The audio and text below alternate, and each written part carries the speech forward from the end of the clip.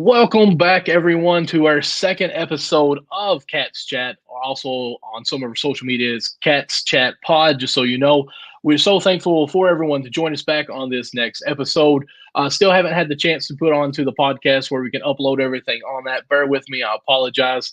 Uh, Working 9 to 5 plus my babies, trying to keep them happy. Sometimes we'll forget to do some things. Mark, I apologize on that. That's all right, man. But how are you doing today? Of course, I know you rushed home for an episode because you had to do the Meet the Black Bears, Yeah, and we I'm have Meet the sure Black Bears for football. Football season's getting ready to start in the mountains. But I tell you what, Mhm. I'm excited about basketball this year. I absolutely for high school level. I'm assuming High you're talking school about too. level and college, I'm excited.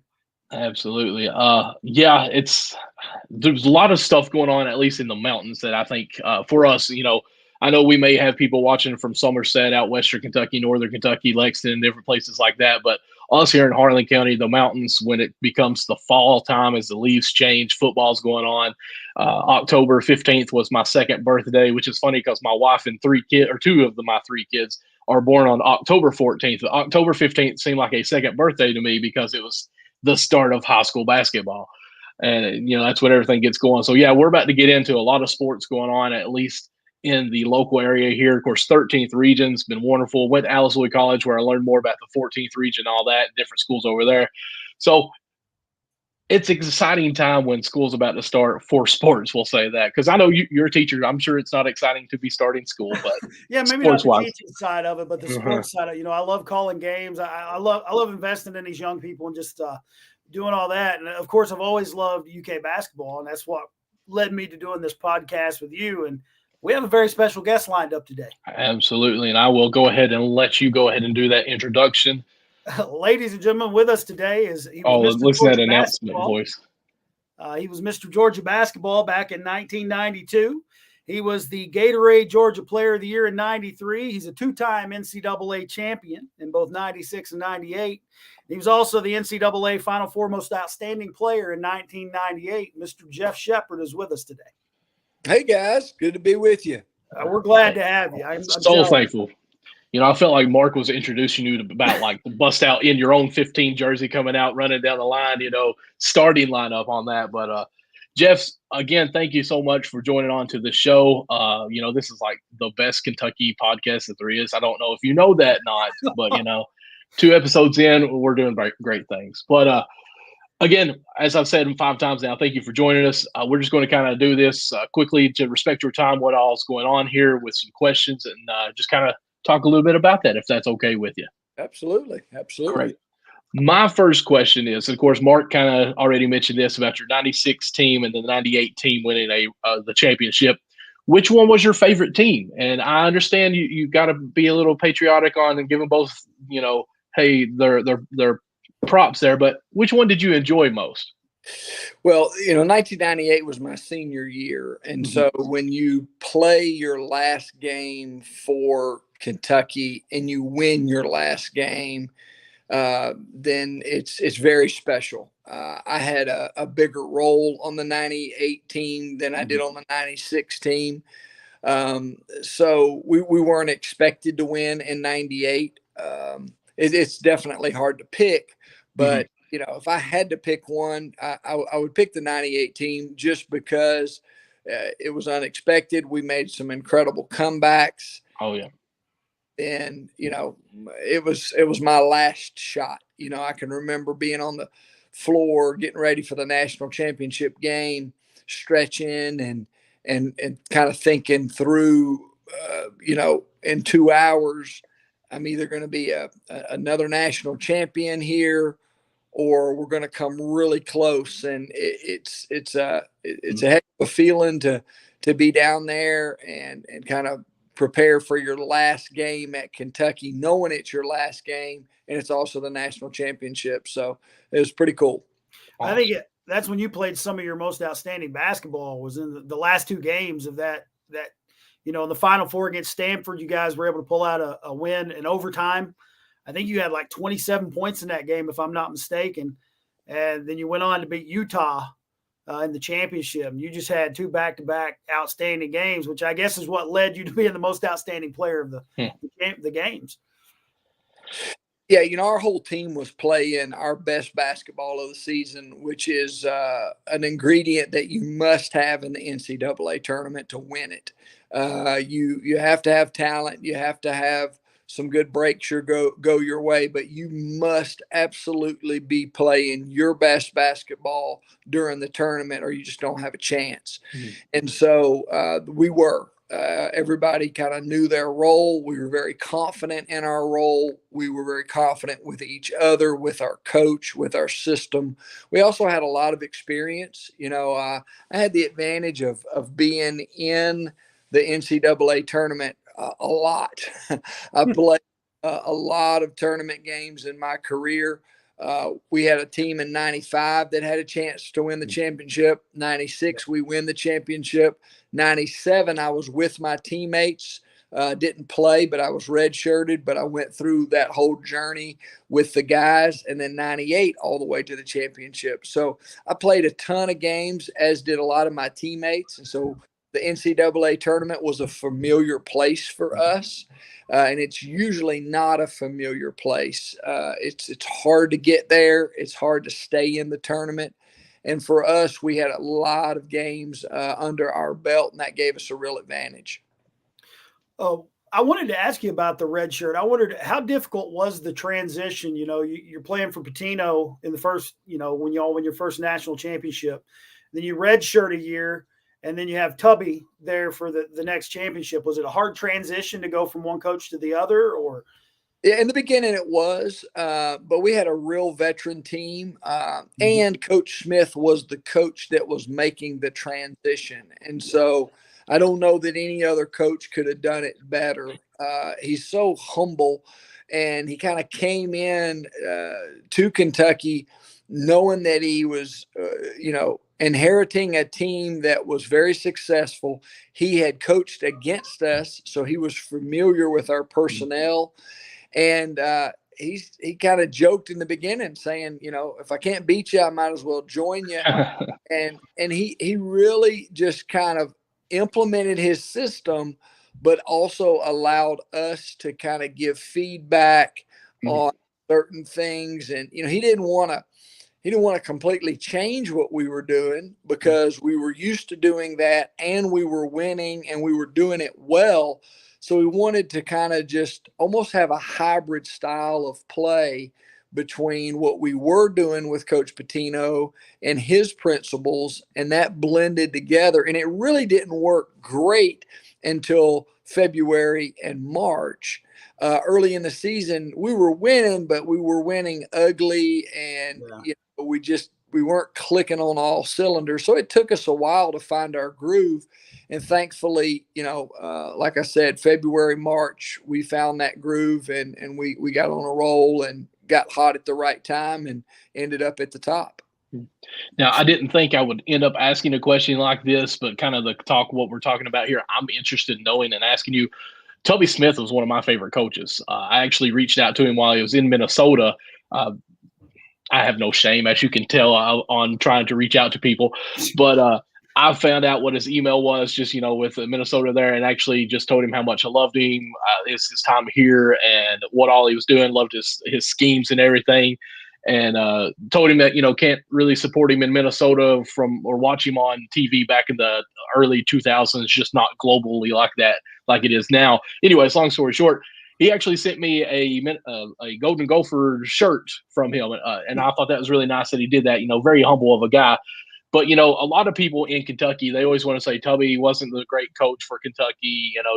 Patino is much better. And one of my arguments is kind of what you said is, Tubby Smith, that style of what you all played wasn't really what he liked very much. It was more of a slow pace, give it to you, big man, create off of that. With, your guys, it was guard heavy, very athletic players going on, everything. And to me, and I want to ask you this, that kind of shows how much of a better, I won't say better than Patino, but a better coach than what a lot of Kentucky fans give him, to be able to evolve into eras or different styles of coaching and make it gel there, right? I mean, do you agree with that?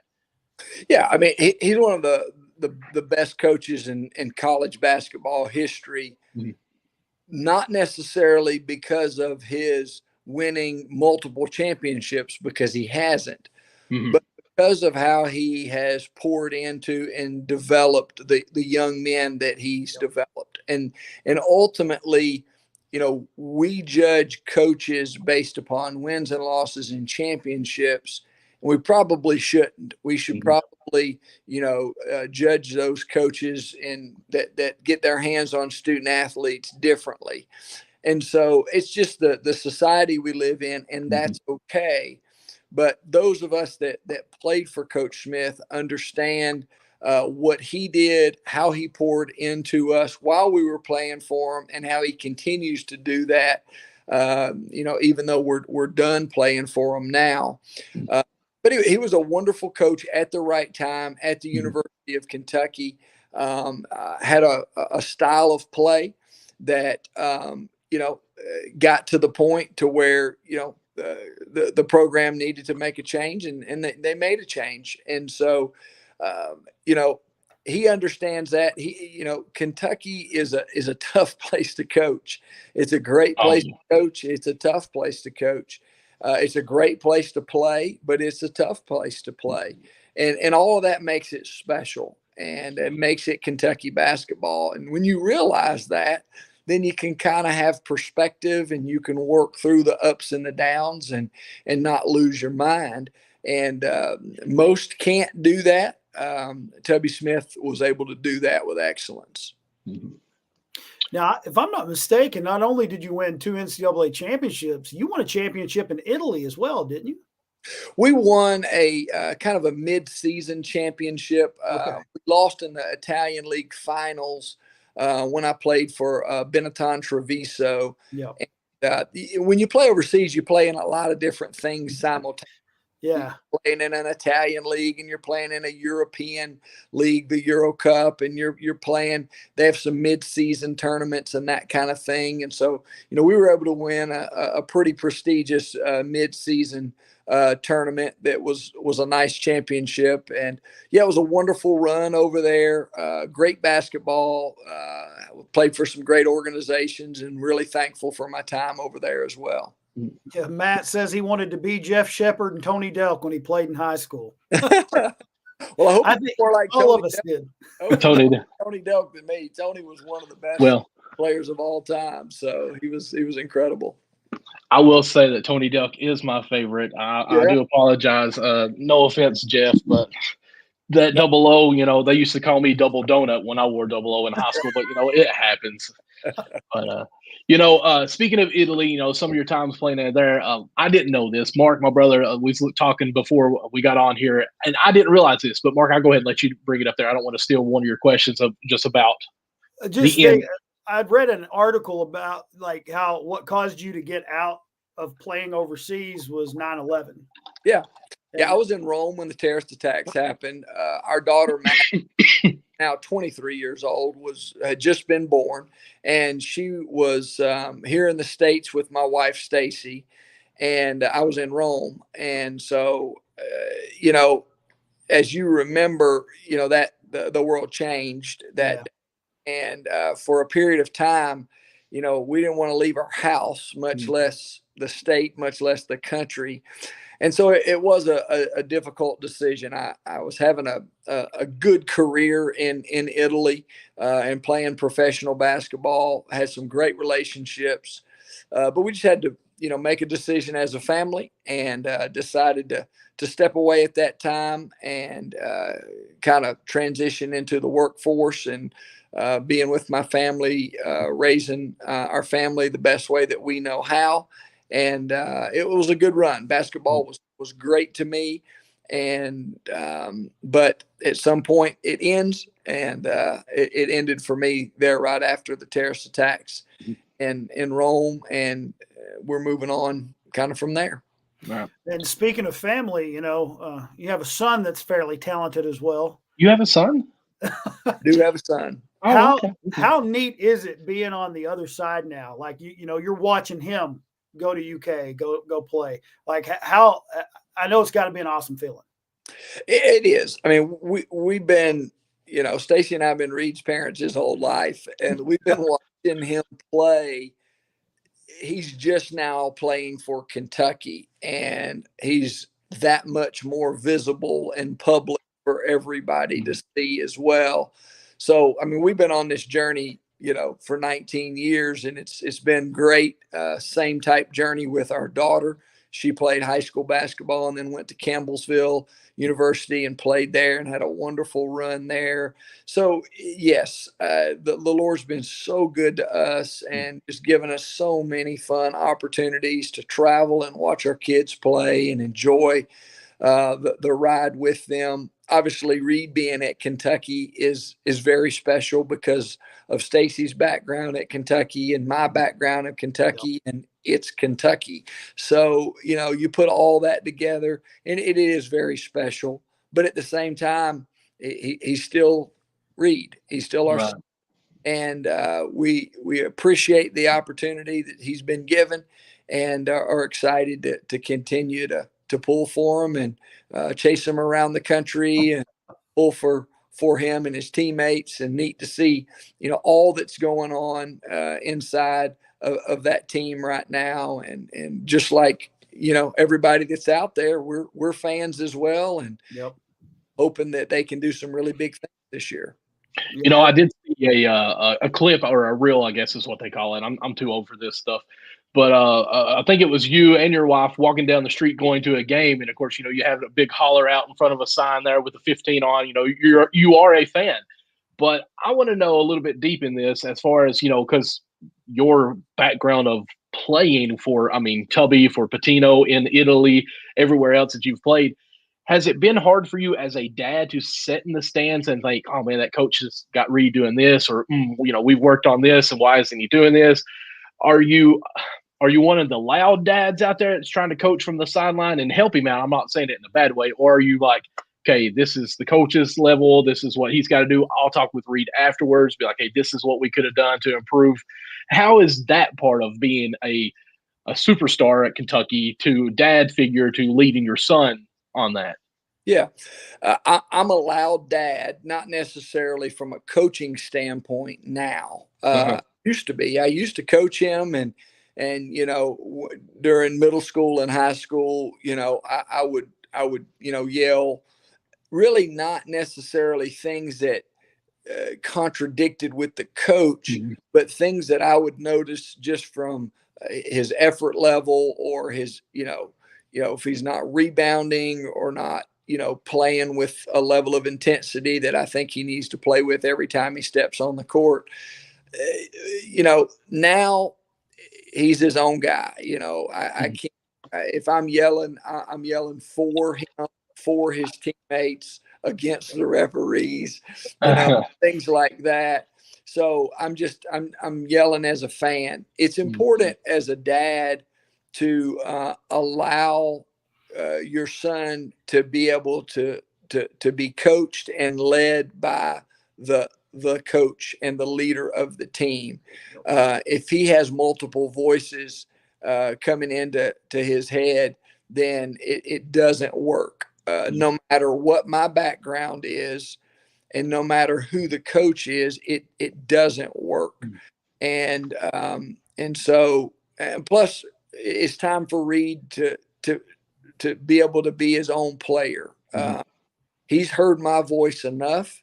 We've done enough to take him to the point where we take him, and it's time for him to hear other voices, and those voices know what they're doing. So I don't have to worry at all about it, and I can sit back and enjoy this.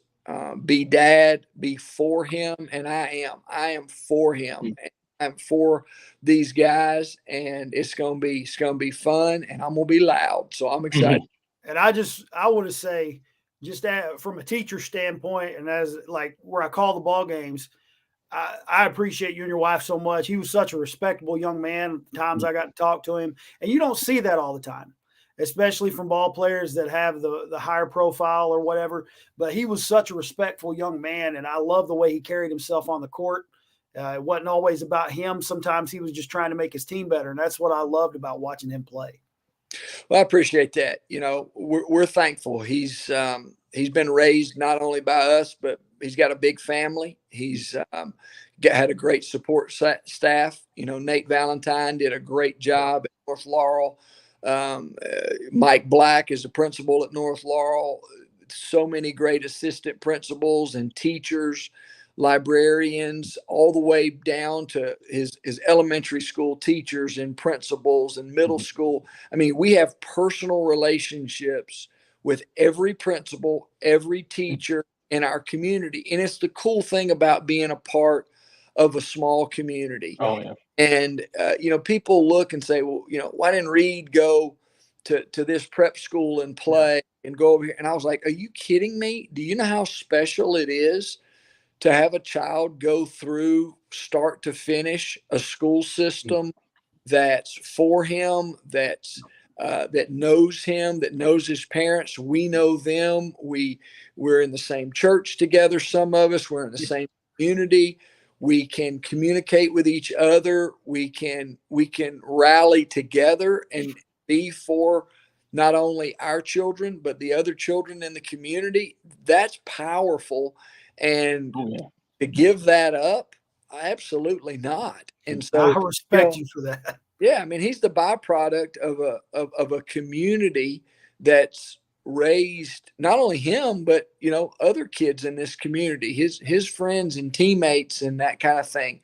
And so, we did our part as parents, but this community is to thank. His church is to thank. He's been surrounded by people since he's been born. In the nursery and all through his Sunday school teachers and pastors and youth pastors. And I mean, you put all of those people with your hands on a young man, and he better turn out right. He's going to get his tail busted. He's what I like to call a good old Kentucky boy. That's simple. And you know what? It's really, life can really be that simple, and it works, and it works well. And, Reed has an opportunity to now turn right back around and pour into his community. And he will, not because we're going to make him, but because he wants to. It makes sense. And he loves kids. He loves pouring into kids, helping kids. And, that's life. That's a fulfilled life. And it's the least that he can do and the least that we can do for what we've been given. So we're thankful, enjoying the ride, and hoping for big things this year. Awesome. Yeah, he's got some work to do now if he wants to catch Dad, right? Yeah, he does. He does. He's up for it. And I tell you, they got a good group brewing. And hopefully this group will continue to pull together.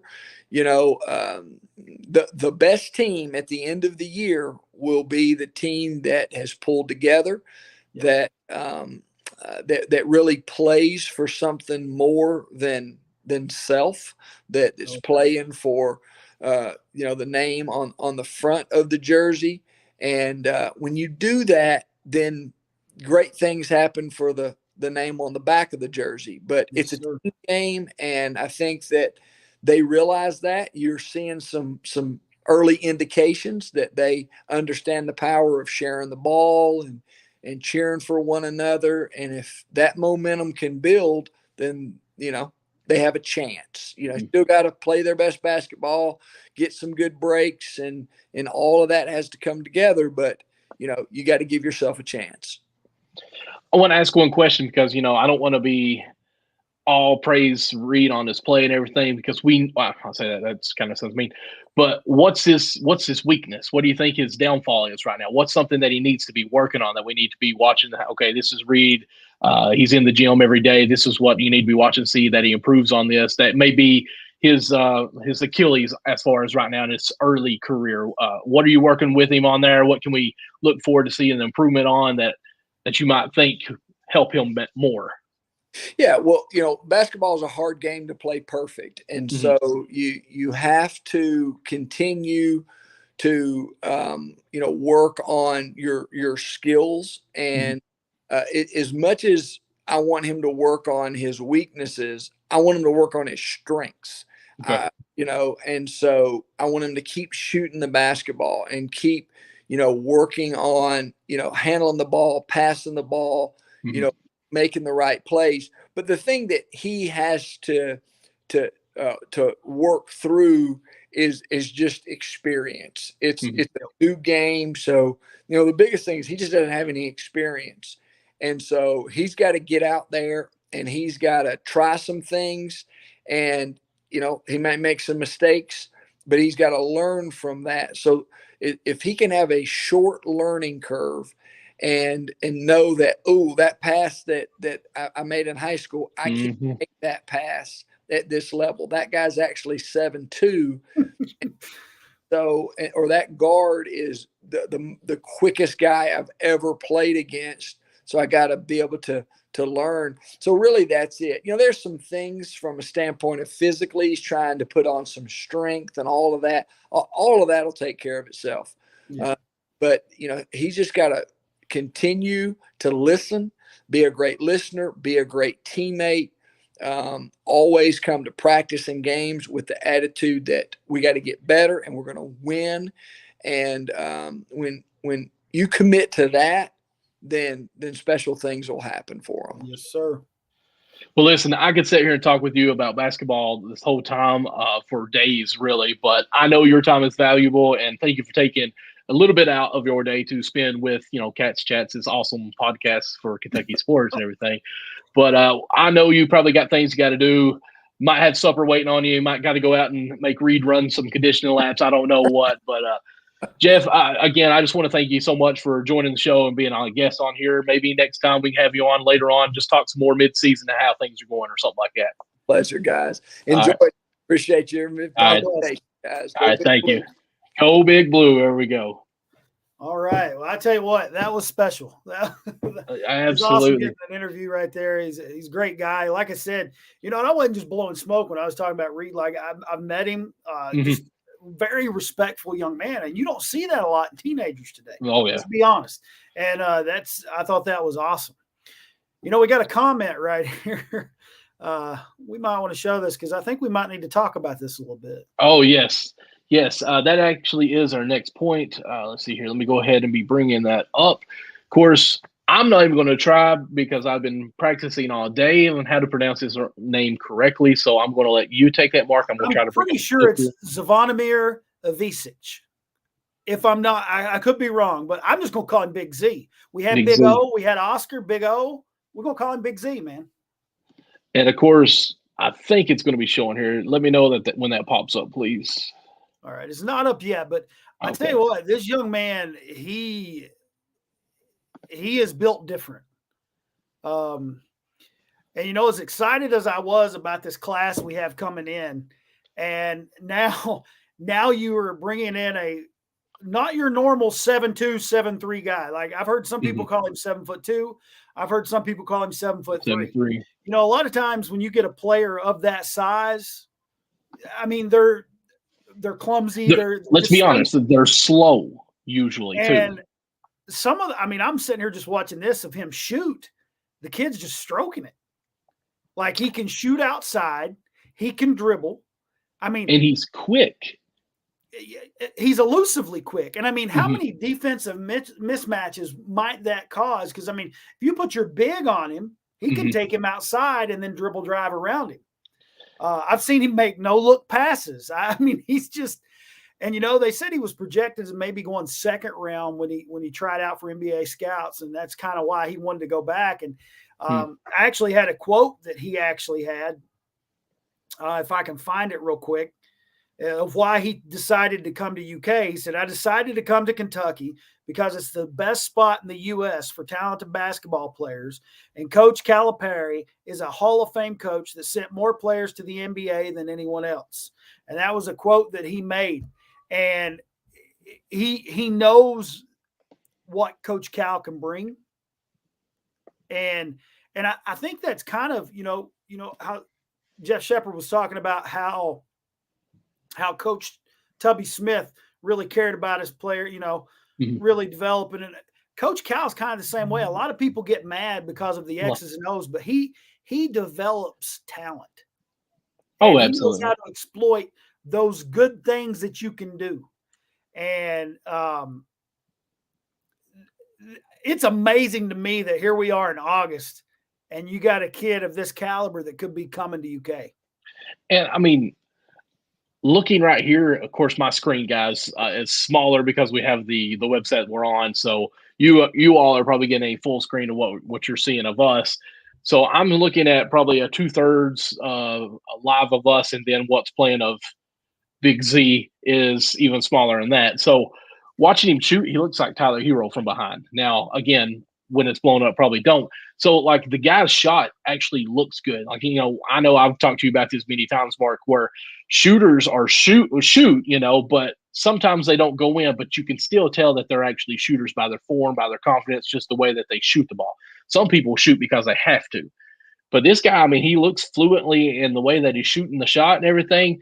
At 7'2", 7'3", I don't care what you are. If you can pull the defense out like that and be able to shoot the mid-range, the three-point shot plus dribble a little bit, and he's not a liability on defense as far as the pick and rolls or switching like that. He seems to be able to move his feet quite well. I've seen a lot of chase down blocks that he did off of a pick and roll coming around on someone. So what I think special about this is the NBA is kind of transitioning to a bigger guy who is ball dominant, I'll say. You've got Giannis, you've got Joker, yeah, and a lot of these bigger guys, Embiid, even at this size, Chet, Holmgren, is that Luka? Right?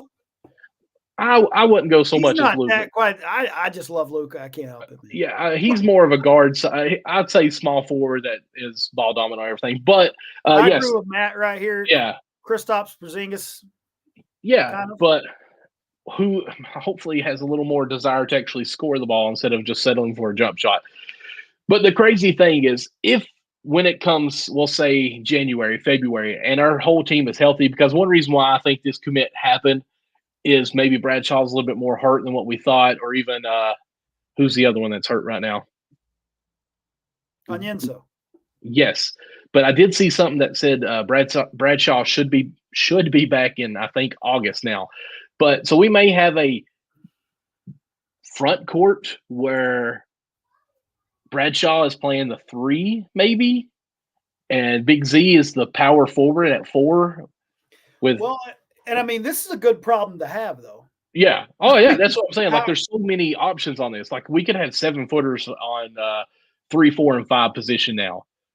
Now, I don't know how well that would go, but I'm just saying. Yeah, I don't know that you could. That'd be a big lineup. And what's weird is it's a very contrast lineup to what we played in Canada. We had Mitchell, who was running the 5 some. Mm-hmm. And I mean, so you got Mitchell, who's versatile. He can go from the 4 to the 5. And we have a lot of guards, like Matt's saying, that we're going to have to play in and out too. So this is going to be, I think it's going to be an exciting lineup. Now, let's just be honest. With 3 bigs, you have a tendency, one of them's probably going to be hurt a lot about, you know what I mean? That's why you can't have enough bigs. I don't want another, who was it? Scal that got hurt, and we never really truly got to see all that he could do early on. And he was one of the, Noel. I mean, he had a great run and then got hurt late in the season as well. But I'm like Matt. I could see Mitchell playing a 4 and Z playing a 5. Mm-hmm. I could see Mitchell playing a 4 and Bradshaw playing a 5, and I could see Onyenso getting some minutes in there too. So, I mean, it's going to be exciting. Just the different fundamentals that young man has that he can bring in.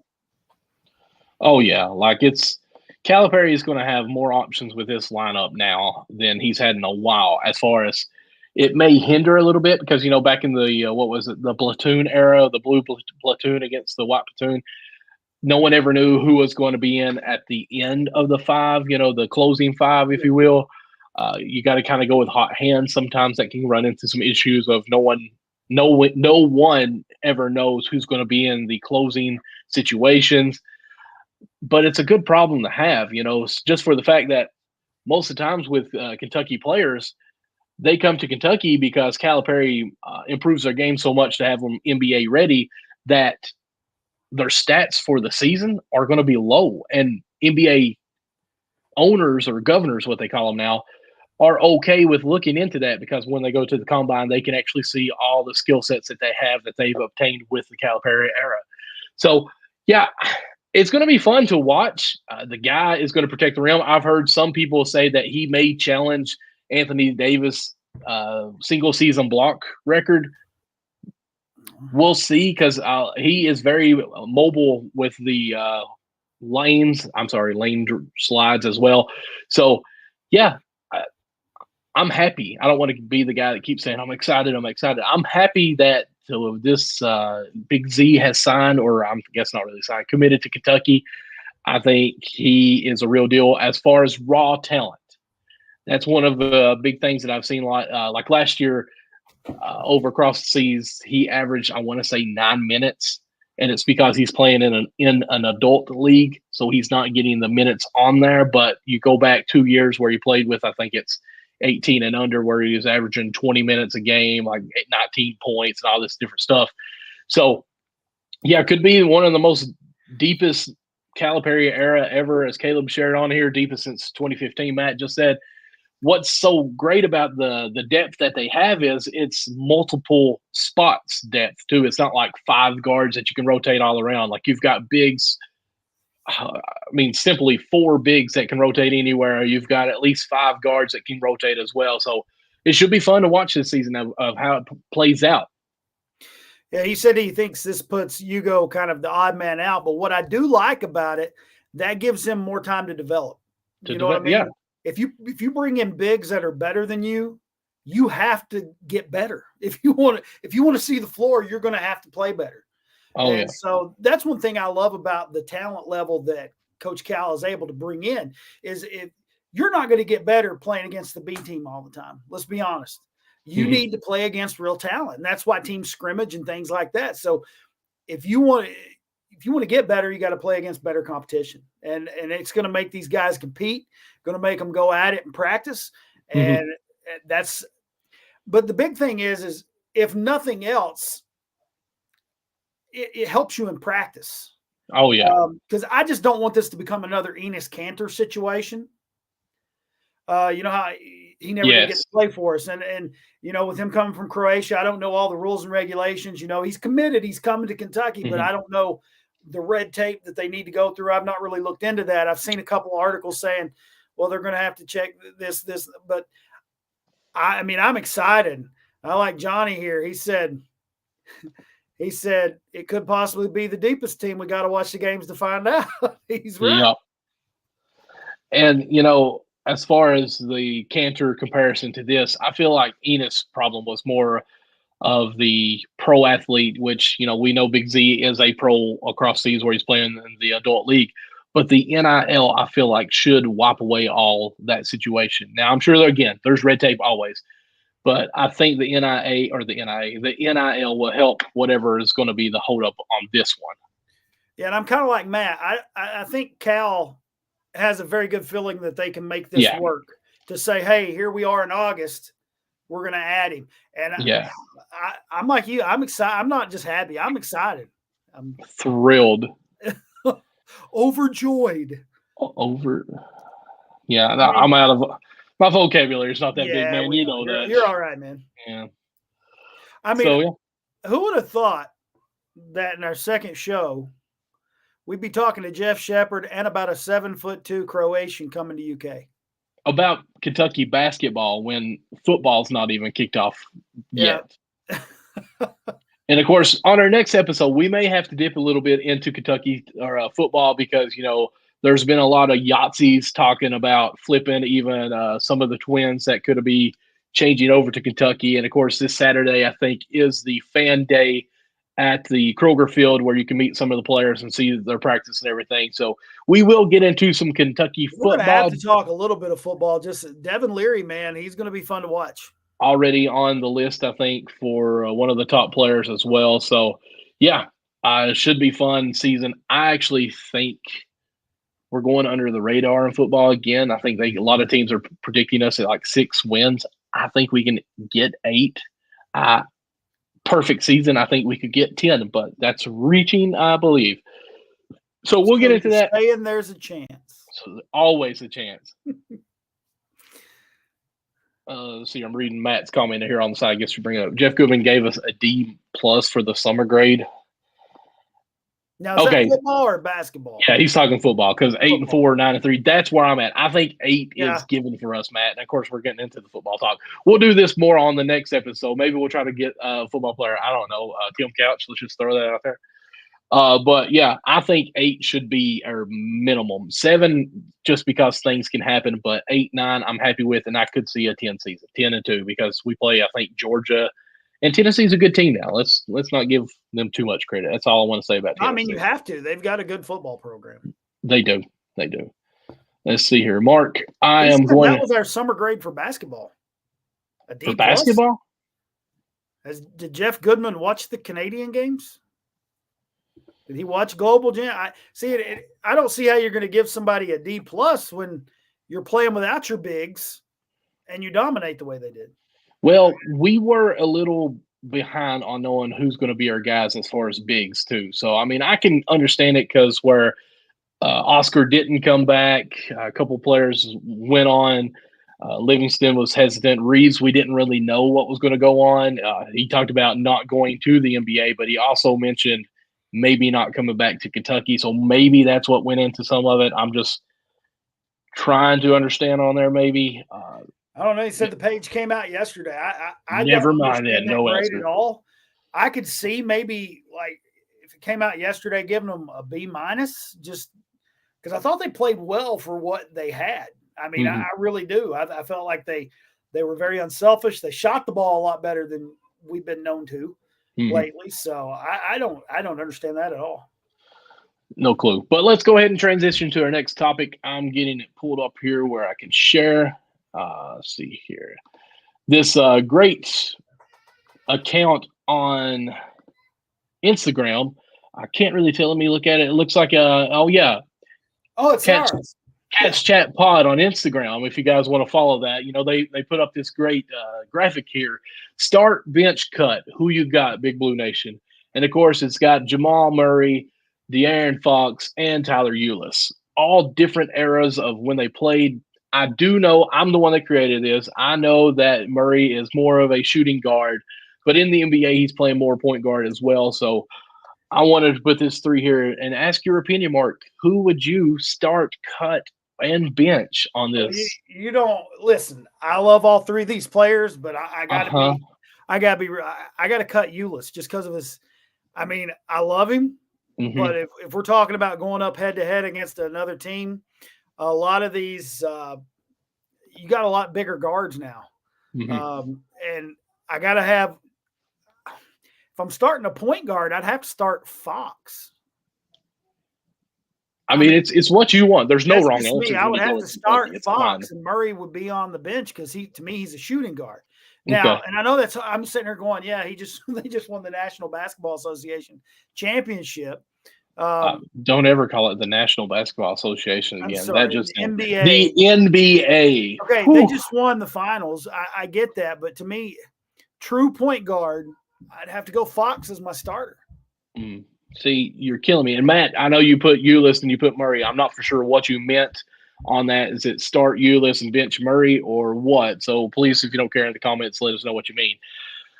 Mark, I'm going to be completely different than you on this, and I am proud of it. If I am starting a point guard that can do everything, I'm starting Ulis. The defense that he can play, I've always was worried about Ulis being switched on pick and rolls and being on the block against some guys as far as guarding bigs. But if you watched him on big guards, he was so fast he would run around them and pick their pockets before they moved. Because I'm like, man, if they turn and shoot, they've scored. But like there was numerous times where he would just poke the ball loose while they had it at the hip, at the small man level. I don't want to say there's no flaws, but I mean, he had a nice shot. He could always find the open guy. Ulis, you said the word pure point guard. To me, it's Ulis here. And as far as who I bench, I'm just talking size. I know size is his hindrance, but he makes it up for heart big time. The gash on his eye against Louisville. See, that's why I hate these things. It makes me sound like I hate Ulis. Ulis was one of my favorite players. I met Ulis. I liked him. I'm just going straight off. you put me in these positions, Mike. Well, that's gives a discussion. But I would bench Fox and cut Murray. See, I'm just thinking about now too. Fox still playing point in the NBA. Well, see, I'm going by college here because Ulis is coaching, and it's just I don't know. And I agree. You know, Matt says in college Fox wasn't a shooter. He wasn't.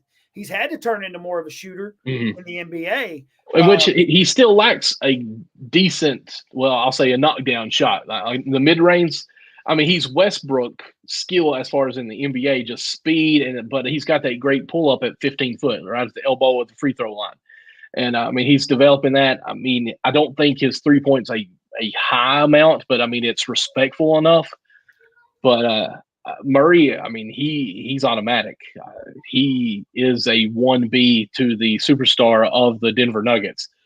But as far as my college, what I would take is Ulis and bench Fox, because I even think Fox back against Lonzo Ball at UCLA, who was supposed to be the next big thing, and Fox ate him up during that little head-to-head that they had. So, yeah, I'm going Ulis, Fox, and cut Murray. Now, there's no wrong answers, as this Robbie says, trending on Twitter now. Mark hates Ulis. Oh, dear. Oh. So. And that's the funny thing. That's why I hate doing these, because, like, I like each of these players for different things. Like, I've always been like that. Like, Matt says, to him, Ulis may be best PG ever at Kentucky.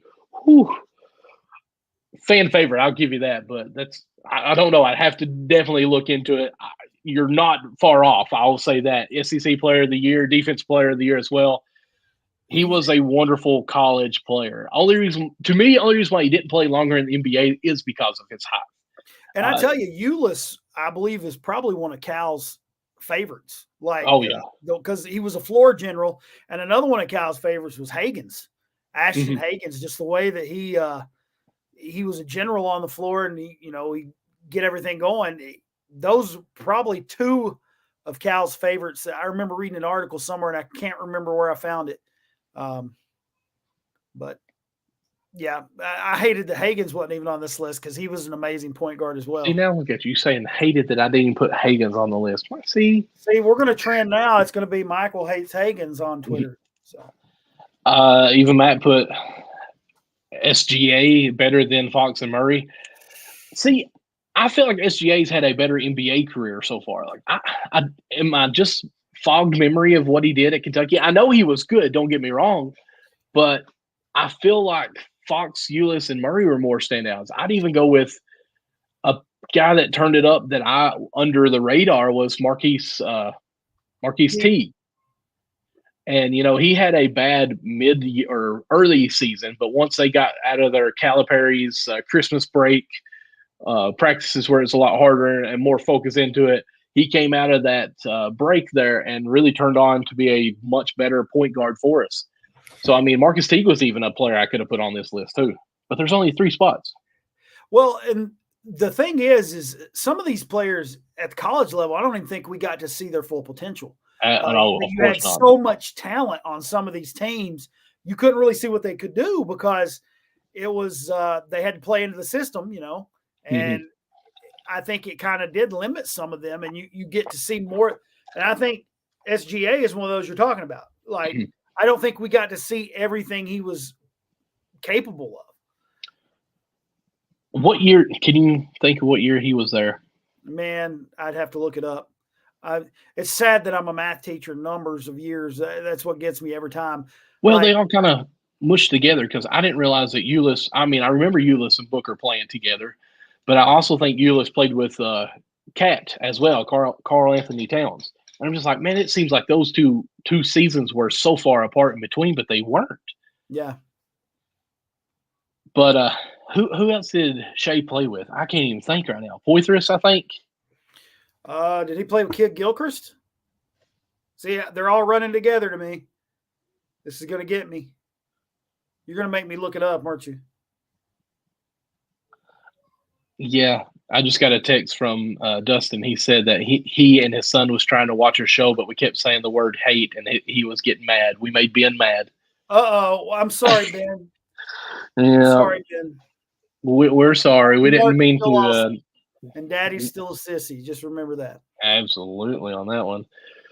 But let's see here. I want to say he was drafted in 2018, maybe. Let's see. Here's Caleb Ashley. 2018, he was drafted by the Charlotte Hornets. Yes. Yeah. Okay. So I mean, and he was traded to the Clippers. Yeah, I believe on draft night, like when he was drafted, traded over later. So, see, I got to go find. What do you find? I'm gonna find the roster from 2018. Okay. Because let's see. You had Keldon Johnson, Quade Green, Nick Richards, Emmanuel Quickley. That was another one I liked watching play. Was Emmanuel Quickley, and he was like sixth man half the time. You had Johnny David, Brad Calipari, Jamarl Baker, Tyler Hero, Zan Payne, Reed Travis, E.J. Montgomery, and P.J. Washington. Okay. So that would have been the 2018. So I might need to look at the 2017 roster. Let's see. Here's Robbie with a big comment. That's one thing that he hates about Calipari era is the one and done guys. It's a different crop every year. It's hard to pick favorite players when you only get to see them for one season. See, but I kind of like it just because you've always got that chance. And I know a lot of people don't like it, but I do. You always got some of the best talent out there. Well, to me, yes, I agree with Robbie to an extent, but the past few years, we've not been one and dones too much. We've had 2 or 3 players that were one and done, but Oscar played 2 years. Let's see here. Chris getting him. Robbie Middleton sounding like a boomer. I mean, I'm trying to think quickly here, but I mean, Oscar again 2 years. I think of Cauley Stein played 3 years. I mean, we've had a lot, and a lot of transfer portals have come to us. Yes, they're here for 1 year, but technically they're not one and dones. It's been some graduate players that came over. It's been older guys. It's just they're 1 year with us, but they ain't really one and dones here in the past, I'd say 5 years at least. Caleb saying, I mean, look at the last few years, vets just not been successful. Yeah. So I was looking, Michael, some of the guards that played with Shea. You had, I don't even remember Dylan Pulliam. I don't remember that name, but Jamarl Baker, Calipari, Johnny David, Hamadou Diallo. I do remember him. Wow, good job. That's really great. Quade Green. But this was the same group. You had Jared Vanderbilt. You had Kevin Knox. P.J. Washington was there still. You had Wenyen Gabriel. So these are some of the players that he played with on that team. And I tell you what, that was a fun team to watch as well. Wenyen Gabriel, I really enjoyed watching him play. He hustled. Of course, and that's what he does in the NBA. He plays for the Lakers, or he did this last year. And, that's why people fell in love with him was all the hustle that he was. Let's see here. Chris's comment right here. Maybe more difficult to keep track of, but I'll take the success we've had with one and done players over the struggles we've had with the transfer of multi-year heavy teams recently. I do agree with that. I do. And a lot of people don't understand. It's kind of like what Jeff Sheppard was talking about earlier. Like, you got to let players develop too. These guys are all coming in. Like when you have a fresh batch of players like we had this year, it's going to take them a while to gel. Don't judge them on the first few games. If we lose a couple games, you know how fan bases are. It kills me. Like, nobody has patience anymore. You got to let these teams develop. It's like Sheppard said, they weren't picked to win the national championship in '98 when they won, but they did. That's true. Yeah. And it's because they gelled at the right time. Oh, yeah. Yeah. I mean, honestly, the one and dones really has been the ones that went on and had a better career in the NBA more than what we've had. And of course, I'm a Kentucky fan. I would rather us be better in Kentucky than in the NBA. But these players are wanting to keep moving on. So that's what the basketball era is now. I mean, they're worried about self, and they should be. I mean, we can say that we love Kentucky and everything. We want rings or championships or banners and everything. But at the end of the day, the players that are playing there, they're wanting to make sure that they have a financial successful life. And coming to Kentucky for 1 year, getting ready for the NBA like Cal does his players, and the long history of accolades that he has in athletes, that's what you're going to do. So, I mean, Well, it's like what Big Z said. He's come to Kentucky because he knows what Calipari can do. He's seen what he can do with players, and he went and tried it. Was going to go ahead and test the waters. Looked like he'd be a second-round pick, and Matt, I think it said earlier that people on the inside are saying, like, if he develops the way they think he can develop, he could be a top 10 pick. Just for the raw talent that he's bringing at 7'2", 7'3", whatever you want to call it, still probably growing some. Yeah. The athleticism that he has, his footwork that I can see as far as running up and down the court. Yeah, you draft him and let him develop for sure. But speaking of developing, being good, and letting them move on this, I want to ask you a hard question here. Yeah, great. Going on to our next topic, let me get rid of my graphic here. I don't have another graphic. I do apologize. And I actually like pictures, Michael. I know. I will try to work on that. That's something that on my other show, my MNC Hoops, CJ does wonderful at. But my next question is, and I may have to do this, bear with me. Which team underachieved? And my question on that is based on the 2009 Calipari's first year compared to the 38-1 team that was so close to running the perfect season. The 2000 and I text you that. I'm sorry, I already forgot it. 14 is it? So you're talking about John Wall's team. John Wall's team. John Wall. That was, who was it? John Wall, DeMarcus Cousins, Daniel Orton, Eric Bledsoe. That team. And then the next one, I think, is the 2015, maybe. I'm going with what Matt said here. Talking about with Karl Anthony Towns and them losing in the Final Four. Yes, because it's, to me, both teams should have been the team that were going to win and just didn't. The talent that the 2009 team had was phenomenal. Cousins, what all he did as well with John Wall. Of course, there's rumors that some of the players that don't know who just couldn't get along with each other as far as, hey, it's my team, and they didn't gel. They didn't go fishing like the 2023 teams doing right now. They didn't go bass fishing and bond together. And then the 2015, go ahead. Now, in 2009, they lost, was it to West Virginia in the Elite Eight? Am I wrong on that?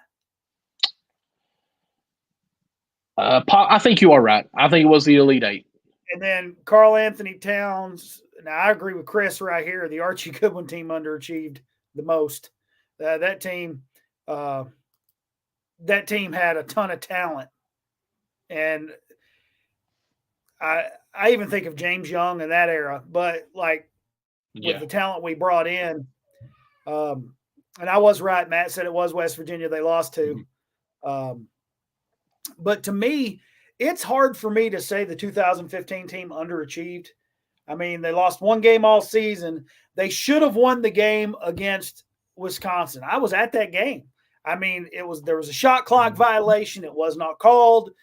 We end up losing that game. Now, shoulda, coulda, woulda. You can blame the refs all day. You're going to have bad calls in the game, but it's hard for me to call that an underachievement because I really believe we could have beat Duke.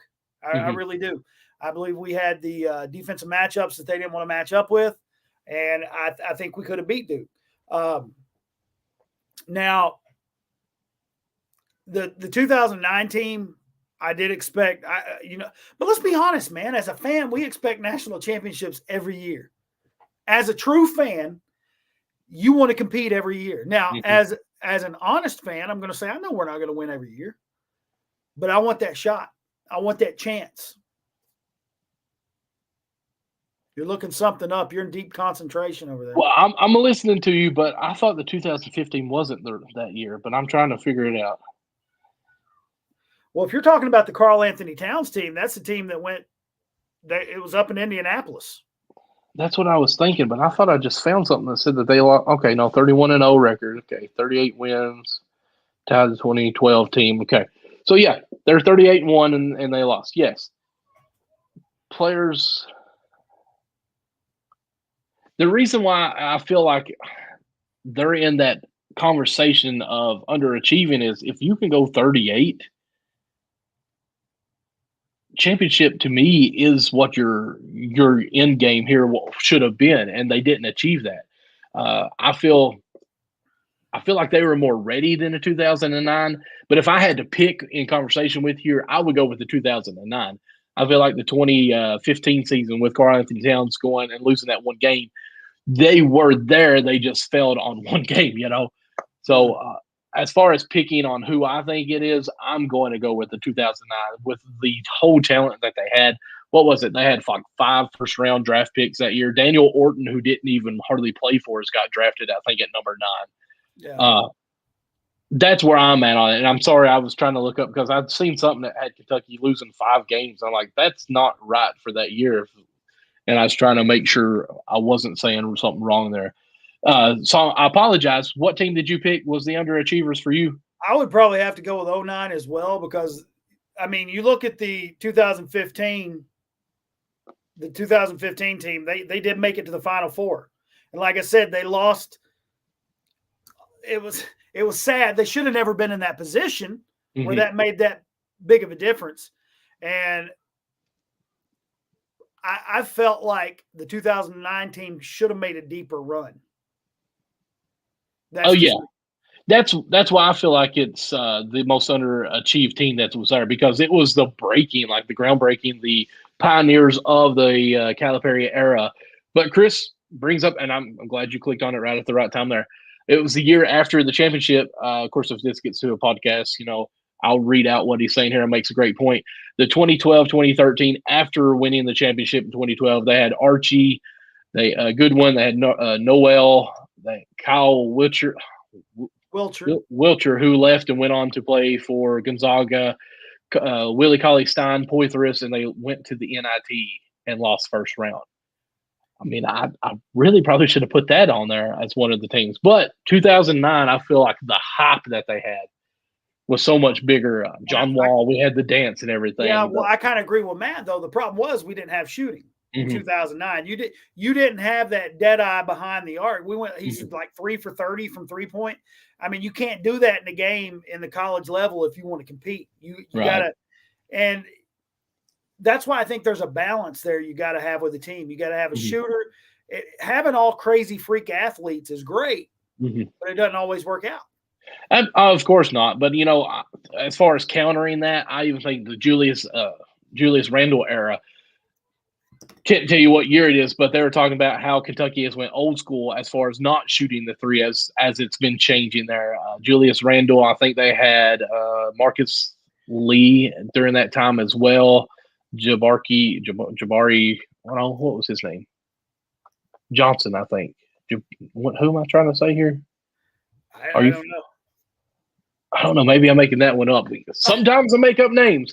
But the Randall year were straight to 2 points only. Like it was ground pound, get it to the big man. Yes, Matt, that's who I'm trying to say. Jabari Johnson? Yes, Dakari. I was close. You said Jabari, and I was like, Jabari played for Duke, man. Listen, yeah, I know. I about went Jabari Parker when I started. Like, that's definitely not it. Listen, you know I make up names. We got this. Everyone knew who I meant except for Mark. Thanks, guys. No, but we had big men, and we were front court dominant in that. So, I mean, yes, I agree. You got to have shooters, and I feel like some of the shooters that we had just didn't pan out for us in those times, and we went to nothing but 2-pointers and the big men. So I feel like Calipari countered that, and we made it to deep runs, grade 8s, Final Fours with that. So I can't really blame shooting is the whole factor, because if you can get to the Final Four with not great shooters, you can win a championship. You just got to make it work out. You agree? No? Sure. Come on. Yeah, but I mean, you got to have a shooter at some point. I mean, the ball has to fall in the hoop to win. Mm-hmm. And yes, even Matt, I love you guys for throwing out the rosters and all this. It makes it so much easier. We had the twins with Randall Lee, James Young. I mean, who is a good shooter lefty that got drafted by the Celtics as well. It's just he didn't pan out in the NBA. So they were there. It's just they weren't hitting at the right time that year. Of course, we had Harrison's great shots, same spot, 2 different games later. But 3 of the most clutch shots probably in NCAA history. They're up there. I don't know if I could say 3 of the most clutch because I even think Davison's shot, that one guy that we always see during March Madness shot, not even going to talk about that. But, I mean, there's tons of big shots. I clicked the wrong one here. Matt even brings up the Kimball Walker. They also had, was it – oh, man, Napier was the other one. Shabazz Napier during that, who was just hard to beat. Oh, I'm sorry, Mark. You clicked on one. Let me back up to Chris's comment. That's what I was going to, was Chris's. Go ahead. I'll let you do it because we're both kind of clicking them off of there. Because we tried shooting too many threes in the West Virginia game in 09. I think the team went 2 for 20 from 3. So that's what I'm saying. If you're not hitting, you got to know when not to shoot it. Yeah. That's the difference in the game. Coming from the big man who shoots nothing but threes. I know, but do I hit mine? When you're hitting, yes, keep shooting. I love you. I'm just being mean to you. I know when not to shoot, though. There we go. Robbie, I'm not putting that comment up there. We're not talking about that. I'm about to just kick him out of the group. No, we just don't have to click on it, and it doesn't pop up on the screen. There's certain names we don't say, Robbie. That's one absolutely. Of them. But we're over an hour. I could keep talking, especially with the comments we got in here. Do you want to keep going? We got guys in here talking with us. It makes it a whole lot easier. Yeah, like guys, we were trying to stay an hour, an under era or timeline on that, but you guys are in here with us. So I mean, if we want to keep on going, we can. Jody Meeks should have been on that 2019. That would have been special. That would definitely been that great guy. Knocked down a pure shooter, 51 against Tennessee. Wonderful. And, Caleb brings up a pretty good point here, too. But the Twins also could be blamed for costing the game against Wisconsin because if Ulis and Booker had been on the floor, it'd be a different dynamic of that game. Oh, absolutely. 100%. Yeah. Yep. Yeah. So, I mean, I go back to what Jeff Sheppard said on the show. Like, Reed has to learn as he's playing, And it's one of those things where as these guys are playing young, make a mistake, you got to learn from it when it's costly on that. Yeah, 100% from Matt. Do we have any other topics that we were wanting to bring up or talk about? I don't think so. That's it. So yeah, guys, I guess we'll go ahead and wrap this up. We're kind of at a standstill on what we were talking about there. I mean, I appreciate you guys being in the comments. This was a fun show for the second show. I like having everybody in here talking with us. Oh, it makes it so much better. Helps. You guys are going to have to start joining us every Tuesday. Bring up the controversial UK stuff. We'll talk about it. Absolutely. We just wanted to be a podcast where we can get on here and talk UK sports, and we can even talk other stuff, just anything UK. So college related, Kentucky. Yeah, we'll definitely.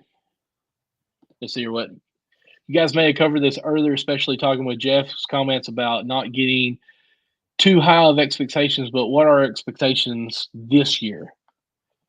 I'll be honest with you. I'm not saying national championship or bust. Banner, baby. No. Number 9. No, I want to see this team. To me, they need to. Matt says Final Four or bust. If they at least, man, I hate putting that kind of expectation on a team. But we're Kentucky. Like that's I'm kind of like Matt. I feel like this team should make it to the Final Four. Robbie says we're going to be burning couches in March. Chris, I'm going to keep it real. This team to me has more of a family. What is it? What does Calipari always say? La Famille. La Familia? That's the same thing. Eastern Kentucky, okay? I was in almost, I combined the two. Bilingual, I just speak it together. But I feel like this team has the camaraderie going on, and it's special on that part. Now, defense, what we've seen in Canada looks special and different as far as team playing together defensively. I liked it. A lot of different people getting in the action. My only concern is we've got 2 of our big people out now. We just signed a guy who is overseas. Is there going to be any kind of growing pains with him transitioning into Just the team chemistry America-style with him coming basketball? in. Yeah, it kind of makes me, and I'm so ADHD with this, but it kind of reminds me of the Miracle game with the USA Hockey beating Russia. You know, they had their team assembled, and then they went to another tryout to get one of the best hockey players in America, and all the team was like, "Man, you know, yeah, he's good, but we have our team already," and the guy didn't take him because it would have messed with the chemistry that everyone else had, and you know, of course, they went on to beat the Russia team in it, but we got to figure out how this guy is going to gel with this team and hopefully not cause more of a conflict adding that. But I'm kind of like Chris here. It does feel like one of those special teams since the 38-1, one of the most. And, you know, Matt's saying should be kind of the best team since Hero, PJ Reed, Travis. I mean, we've got some excitement to look forward to. My only thing that I want to always pump the brakes. I don't want to be every year we have this podcast be like Kentucky's going to go all the way, or this is a horrible year. They're horrible. They choked and all this whole 9 yards.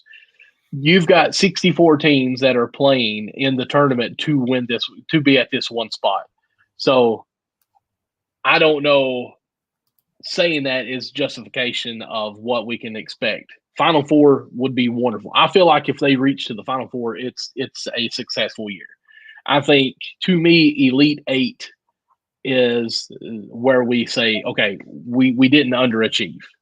Yeah. Because the best team is going to be the one that's clicking on all cylinders at the same time together, and the most healthy team too. When you're a team, though, that has Kentucky across that chest, everyone's gunning for you. Everyone you play, it's like their national championship. So it's to me, when you get to the Sweet 16, Elite Eight, all this, it's special.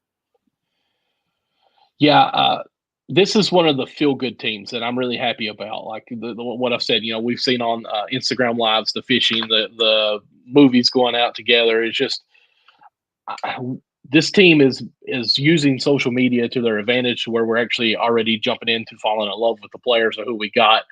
I just feel like there's something special what they are carrying into the season. So I hope we get a big run in the March Madness. But guys, we're over an hour and 15 minutes almost here. I don't want to get to where we're sitting here kind of saying the same thing over and over. Matt, Chris, Robbie, Johnny, I think were some of the people in our comments. Thank you all so much. I see so many likes that we've got on here as well. But real quick, while you guys are still here watching us, listening to us, right now scrolling across the bottom, this helps us get the exposure to get us big. Follow us on Twitter, and it's at Cats Chat Pod. Instagram's at Cats Chat Pod as well, and Facebook. Of course, most of y'all are watching us on that, but of course it's facebook.com/ I guess Cats Chat Pod as well. We'd appreciate all likes, follows, subscribes. We're going to try to get the podcast up hopefully by next week, and then we can have that going too, where y'all can go subscribe to that. Give us the 5-star that we deserve. But Mark, where can the people follow you at and find you at? Well, on Twitter or X or whatever you want to call it now, it's at MLawson15. You can follow me on Facebook. I'm just kind of hanging out with you, man. I'm kind of glad you talked me into this. I'm having fun with it. Go Big Blue. Yeah, Caleb Ashley just followed us on YouTube. Thank you, Caleb. We appreciate that. Just got the notification live here. And I actually do have an Instagram. I just never check it. Well, you're going to start using it quite a bit. See here, my Instagram would be, I don't even know how to. Oh, it's probably Big Daddy Lawson. I was going to say it's probably Big Daddy Lawson. Big Daddy Lawson on Instagram. Everybody always asks why I go with Big Daddy Lawson, because, well, I'm a large man. I have kids. My last name's Lawson. What better name? I'm at loss of words on that. But well, with that, let's wrap it up then. With me, if you don't care, guys, you can also follow me on my Sunday night show at 9 p.m. It's MNC Hoops, where I talk everything NBA basketball with a couple of guys, CJ from New York and Nick from Florida. We're live every Sunday at 9 p.m. Eastern time. I'd appreciate that as well. But, yeah, follow all the Cats Chat, and you'll find us there anyways. Mark, until we see each other again, everyone, you have a great one. Great show. Jeff Sheppard, if you're watching this later, thank you again so much. And if you all missed him, go back and watch the beginning of this. He joined us for about 20, 25 minutes talking 90s hoops to now hoops, and it was just a fun time hearing him. And we hope and pray you guys have a great evening, and God bless.